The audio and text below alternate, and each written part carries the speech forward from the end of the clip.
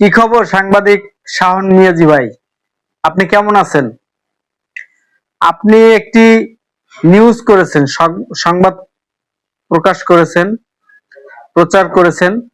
সেখানে আপনি আমি আছি প্রতিপক্ষ হিসেবে আমার ছবি ব্যবহার করেছেন। আরো দু চারজনের ছবি ব্যবহার করে আমাদের কোনো বক্তব্য না নিয়েই আপনি সংবাদটি প্রচার করেছিলেন। তো এইটা আপনি কোন আইনের ভিত্তিতে করেছেন আমি জানি না। আসলে আপনি এই প্রশিক্ষণটা কোথায় পেয়েছেন জানি না। ভালো কথা করেছেন, করেছেন। সেটা আপনার কিসের বিনিময়ে করেছেন আমরা জানি না। তারপরে যে একটা মিথ্যা মামলা দিলেন, আপনাকে যে জুতা পিটা করেছে, আপনাকে জুতা পিটা যে জন্য করেছে, আপনি এই যে বক্তব্য না নিয়ে প্রতিপক্ষের যার বিরুদ্ধে অভিযোগ আসে তার বক্তব্য না নিয়ে যে আপনি নিউজ করেছেন, সেই কারণে যে আপনাকে জুতা পিটা করা হয়েছে। তো সেই সময় কি আমি ছিলাম? আমি কি আপনাকে জুতা পিটা করেছি? আপনাকে কি রড দিয়ে আমি আঘাত করেছি? আমি তখন ছিলাম মঠবাড়িয়া, আপনার সাথে আমার কথা হয়েছে। তো আপনি আমাকে কেন আসামি করলেন সেই মামলায়? আর আজকে আমি কেন হয়রানির শিকার হলাম?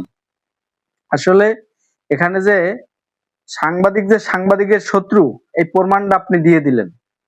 আপনার কি ক্ষতি করেছি আমি?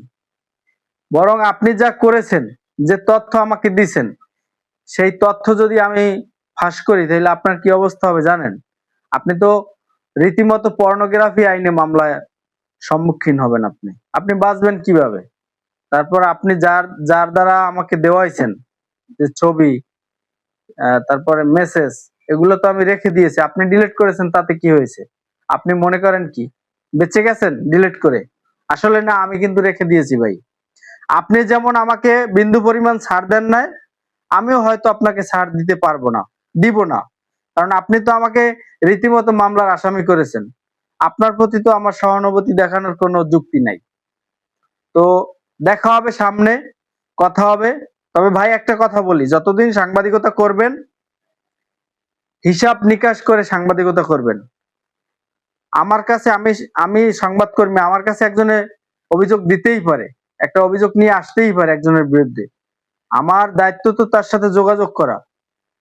যদি তার যোগাযোগ না পাই, এতটুকু বলবেন যে তাকে ফোনে পাওয়া যায় নাই। সেইটাও তো বলেন নাই যে এই যে মিজানুদ্দিন আকন, তাকে ফোনে পাইনি, সেই কথাটাও তো আপনি বলেন নাই। আমার বিরুদ্ধে নিউজ করেছেন, সংবাদ করেছেন। আর কোথায় সংবাদ করেছেন, কিসে করেছেন? আপনি যে পত্রিকায় কাজ করেন, যে মিডিয়ায় কাজ করেন, তার থেকে পুরানো পত্রিকায় আমি কাজ করে এসেছি। এখন পর্যন্ত ৭-৮টা জাতীয় পত্রিকায় কাজ করেছি। নাইমুল ইসলাম খান, তার মতো সম্পাদক, তার পত্রিকায় আমি কাজ করেছি, আওয়ার টাইম। ঠিক আছে, আমাদের নতুন সময়। তো আপনি কি নিজেকে মনে করেন আমি জানি না। এই দুই একজন আপনার পক্ষে স্ট্যাটাস দিয়েছে, দুই একটি কমেন্টস করেছে, তাতেই আপনি খুব মানে প্রাউড ফিল মনে করতেছেন। আপনি দেখেছেন যে আমি যে ভিডিও ছেড়েছি এবং আপনি যে ভিডিও ছবি ছেড়েছেন, সেখানে মানুষ কি কমেন্টস করেছে? আপনি তো অনেক ভালো, আপনি অনেক স্বনামধন্য। তো আপনাকে ভুয়া সাংবাদিক, হলুদ সাংবাদিক, এইসব কমেন্টস মানুষ করে কেন? ঠিক আছে, আপনি মোবাইল সাংবাদিক, আপনি কমেন্টস গুলো দেখেছেন? আপনি যদি এতটাই একদম ফ্রেশ হতেন, তাহলে মানুষ এইভাবে বাজে বাজে কমেন্টস করতো না। ঠিক আছে, আসলে মানুষকে হয়রান করেন না ভাই, ভালোভাবে চলেন, মানুষকেও ভালো রাখেন।